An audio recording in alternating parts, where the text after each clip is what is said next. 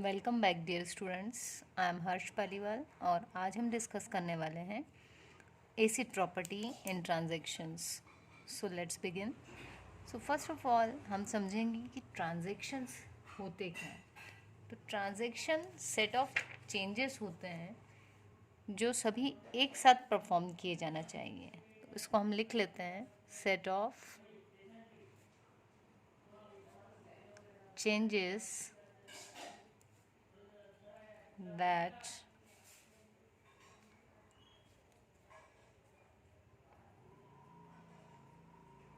must be made together। तो ये वो चेंजेस होते हैं जो सारे चेंजेस एक साथ परफॉर्म करना ज़रूरी है।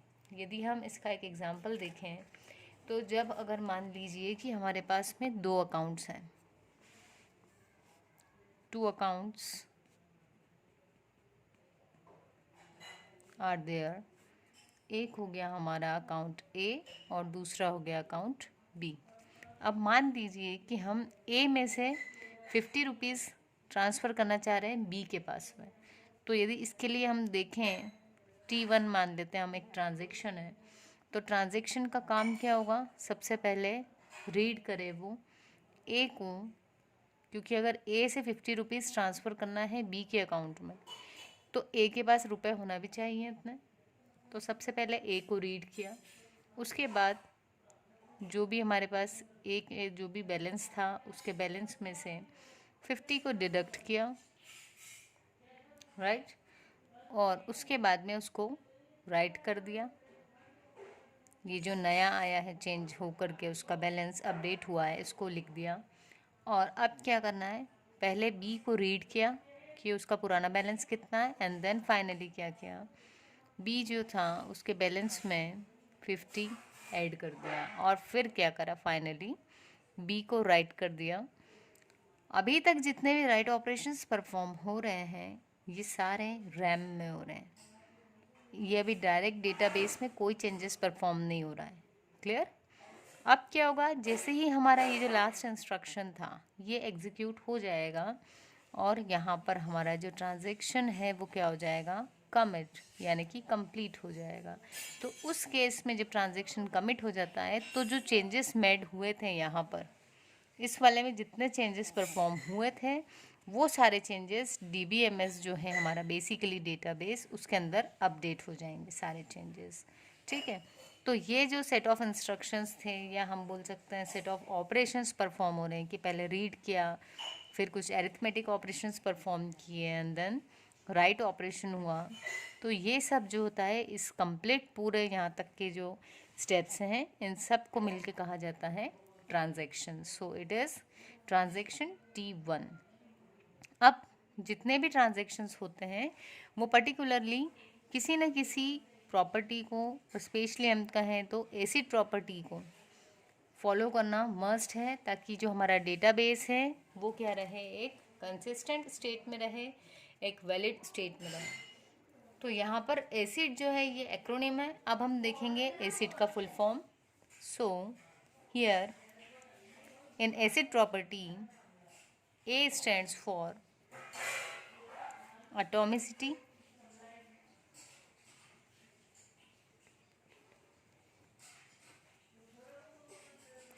C stands for consistency,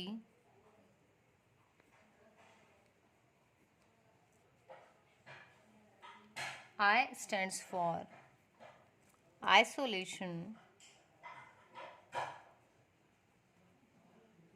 and D stands for durability।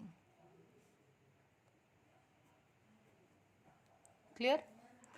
सो यहाँ पर जो है ये जो हमारी प्रॉपर्टी है एसिड प्रॉपर्टी, हर किसी एक लेटर का एक फुल फॉर्म है। A stands for atomicity, C for consistency, I for isolation and D for durability. तो इन सब को मिला के कहा जाता है एसिड प्रॉपर्टी। और जो भी हमारा ट्रांजैक्शन है वो फॉलो करना चाहिए इसको, एसिड प्रॉपर्टीज़ को। तो अब हम कंटिन्यू करते हैं वन बाय वन इनको समझना।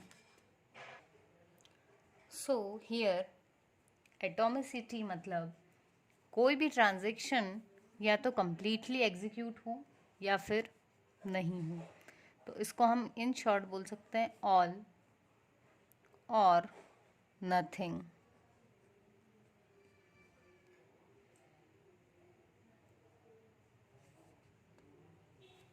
इसका मतलब है कि यदि हमने मान लीजिए ये जो हमारा पहले वाला ट्रांजैक्शन था यही लिया, इस ट्रांजैक्शन में जो हमारे पास स्टेप्स आ रहे थे वो था रीड करना, अकाउंट में से वैल्यू को डिडक्ट करना। अब यदि मान लीजिए कि हमारा ट्रांजैक्शन यहाँ तक आया, उसने ए के अकाउंट से 50 डिडक्ट तो किए, ठीक है, उसको लिख भी दिया, लेकिन बी के अकाउंट में ऐड करने से पहले ही यहाँ पर हमारा ट्रांजैक्शन फेल हो गया।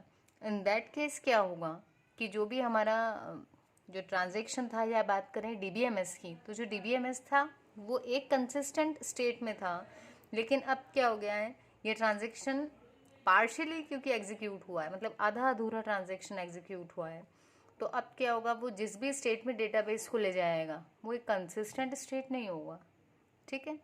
तो इसलिए क्या होना चाहिए, या तो ट्रांजैक्शन पूरा हमारा एग्जीक्यूट हो और कमिट तक जाए। कमिट मतलब कि जो भी चेंजेस उसमें हुए हैं वो जिस भी डीबीएमएस में को लिखा हुआ है इसके डेटा को, वो उसमें जा कर के अपडेट हो जाए फर्स्ट।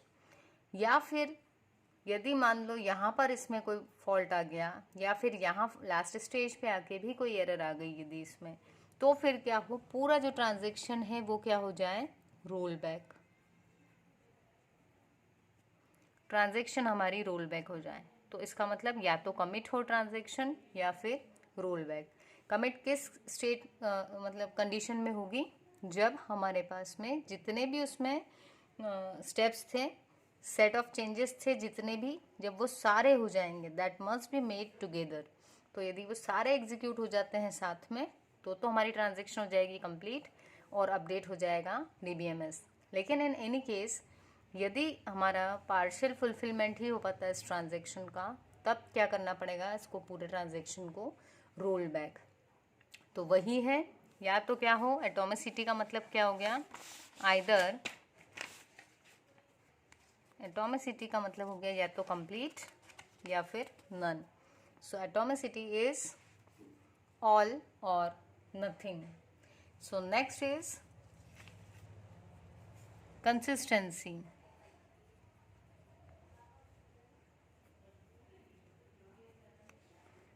कंसिस्टेंसी के केस में क्या होगा, कंसिस्टेंसी में जो हमारा डेटाबेस है वो मूव होना चाहिए from one consistent state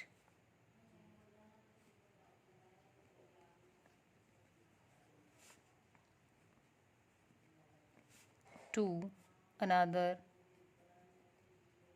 consistent state. या हम इसको ये भी बोल सकते हैं कि सम ऑफ मनी, जो भी आपका ट्रांजैक्शन है before execution of transaction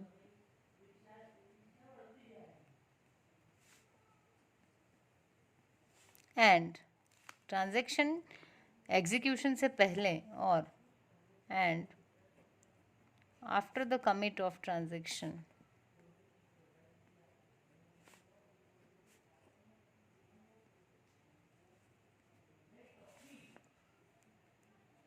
sum of money must be same। सो क्या हो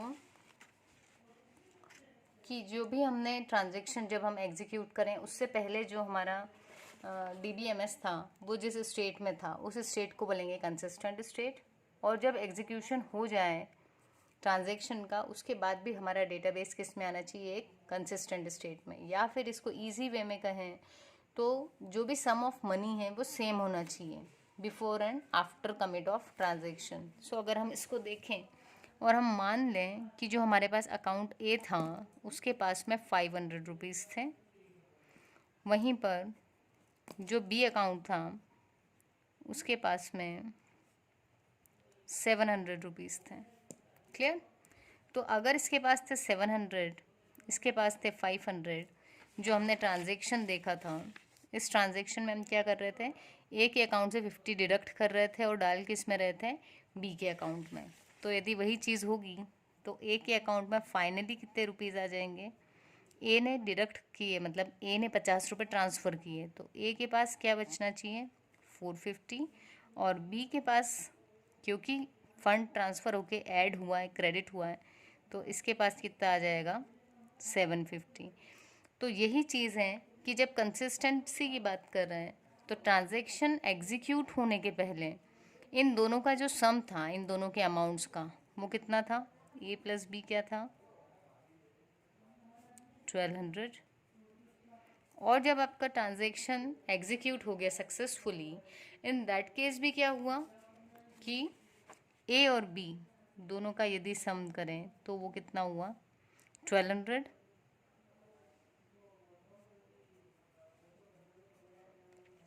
So before execution of transaction and after commit of transaction, before execution of transaction कितना था, ये बिफोर था, and after commit of transaction कितना था, 1200।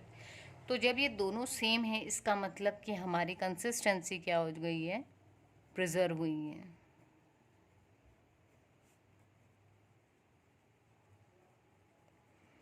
इसका मतलब हमारा जो पूरा ट्रांजेक्शन था उसकी हर स्टेप सक्सेसफुली एग्जीक्यूट हुई है, उसमें पार्शियल फुलफिलमेंट नहीं था, उसमें कंप्लीट एग्जीक्यूशन था। इसीलिए एक कंसिस्टेंट स्टेट से दूसरे कंसिस्टेंट स्टेट में आ गया है हमारा डीबीएमएस। सो एटॉमिसिटी में हमने देखा कि या तो ट्रांजेक्शन कम्प्लीटली एग्जीक्यूट हो या फिर वो रोल बैक हो जाए। इसका मतलब जो उसमें एक दो स्टेप्स भी यदि एग्जीक्यूट हुई थी तो वो भी क्या हो जाए, फिर से रोल बैक, मतलब अनडू हो जाए सारे चेंजेस। ठीक, नेक्स्ट इज कंसिस्टेंसी। कंसिस्टेंसी मतलब एक जो उसका स्टेट था बिफोर एग्जीक्यूशन ऑफ ट्रांजेक्शन, वो एक कंसिस्टेंट स्टेट था, उसमें से डीबीएमएस जब मूव करे तो वो दूसरे कंसिस्टेंट स्टेट में आए, बीच में नहीं रह जाए, कोई उसका पार्शियल फुलफिलमेंट वाला केस ना हो। Next is isolation. So next is isolation. Isolation की जब हम बात करते हैं तो उससे पहले हम बात करते हैं, कई बार क्या होता है कि हमारे पास एक से ज़्यादा ट्रांजेक्शन्स एग्जीक्यूट हो रहे होते हैं साइमल्टेनियसली, जैसे T1 T2 और 3 मान लो ये ए को रीड कर रहा है, ये बी को रीड कर रहा है, एंड अगेन ये हमारा किसको रीड कर रहा है, ए को, और भी बहुत सारे स्टेप्स इसमें चल रही हैं। तो ऑल्दो ये सारे ट्रांजेक्शन्स एग्जीक्यूट कॉन्करेंटली हो रहे हैं, बट इनका जो रिज़ल्ट है, फाइनल रिज़ल्ट, वो वैसे ही आना चाहिए जैसे कि अगर इनको इंडिविजुअली एग्जीक्यूट किया जाता उस केस में आता। क्लियर है? मतलब आइसोलेशन में एग्जीक्यूट हो रहे हों ये, although they are being executed in simultaneous conditions. यहाँ पर ये चल रहा है, कुछ टाइम इसको दिया, फिर कुछ टाइम इसको दे दिया, राउंड रॉबिन का केस हम समझ सकते हैं, फिर कुछ टाइम इसको मिल गया। सो पर्टिकुलर टाइम स्लॉट्स बांट दिए जा रहे हैं यहाँ पर, लेकिन हमें क्या करना है, इसका जो आउटकम है वो ऐसा आना चाहिए जैसे कि ये वाला ट्रांजेक्शन्स इंडिविजुअली पूरा एग्जीक्यूट हुआ हो, ये वाला अलग से एंड ये अलग से। सो अलग से का ही मीनिंग क्या है, आइसोलेशन। तो अगर चीज़ें भले ही पैरेलली हो रही हैं लेकिन उसका इम्पैक्ट जो है वो कैसा होना चाहिए, आइसोलेशन। क्लियर? और हम इसमें एक चीज़ का हमें और ध्यान रखना है कि जो भी डेटा है, अगर वो एक ट्रांजेक्शन यूज़ कर रहा है तो तब तक दूसरा ट्रांजेक्शन उसको यूज़ नहीं कर सकता जब तक ये कंप्लीट नहीं हो गया हो। ठीक है? तो इसके आगे और भी बहुत सारे रूल्स हैं, वो जब हम डिटेल में पढ़ेंगे, सीरियलाइजेबिलिटी, तो उस वीडियो में हम देखेंगे आगे कि सीरियलाइजेबिलिटी क्या होती है, उसको अचीव कैसे करना है, और ट्रांजेक्शन्स में कॉन्फ्लिक्ट्स को कैसे हटाना है। ठीक है? सो अभी आप ये ध्यान रखिए कि isolation is execution of transactions simultaneously, but the result must be same as they were being executed in serializing mode. So guys, last जो हमारा है एसिड प्रॉपर्टी में डी स्टैंड करता है for durability.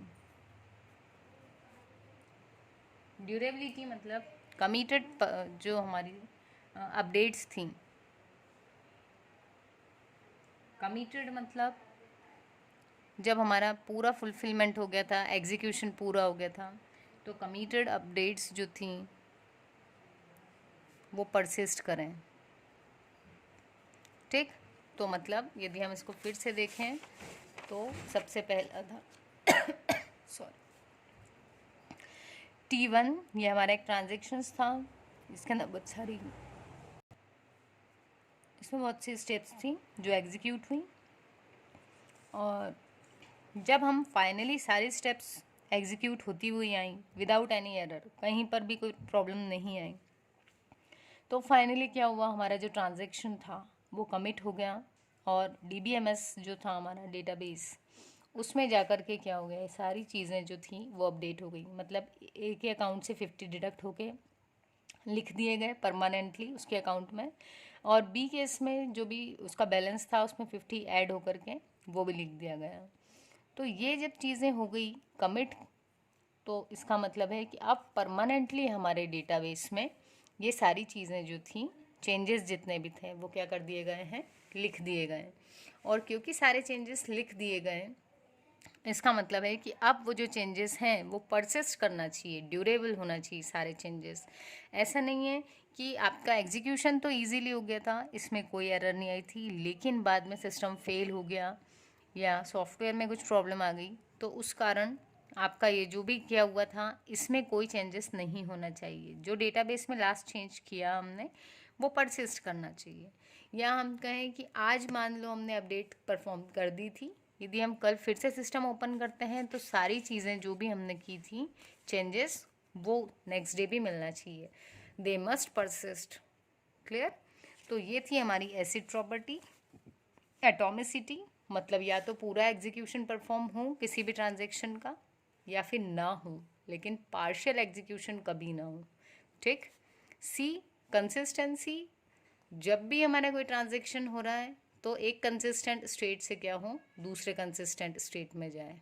I for isolation, isolation में क्या हो रहा है, अगर कोई भी चीज़ परफॉर्म हो रही है ट्रांजेक्शन में तो वो भले ही कैसी हो, साइमल्टेनियसली परफॉर्म हो रही है, लेकिन लगना ऐसा चाहिए जैसे उस टाइम पे सिर्फ वही ट्रांजेक्शन एग्जीक्यूट हो रहा हो। And last is durability. Durability मतलब जितने भी चेंजेस हमने उसमें परफॉर्म किए हैं वो सारे चेंजेस क्या होना चाहिए, परसिस्ट करना चाहिए। ठीक है, सो दैट्स ऑल। ये थी हमारी एसिड प्रॉपर्टी। Thank you.